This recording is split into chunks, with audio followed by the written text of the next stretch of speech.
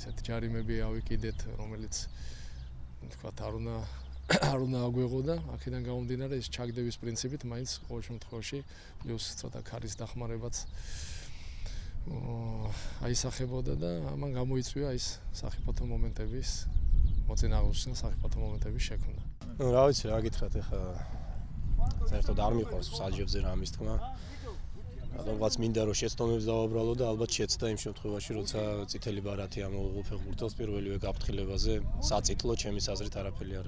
მთლიანობაში 10 კაცით მაინც ვფიქრობ რომ მეორე ტაიმში განსაკუთრებულად რაც შეგვეძლო გავაკეთეთ. შეიძლება და შეგვეგდო კიდევაც სამწუხაროდ არ გაგვიმართლა.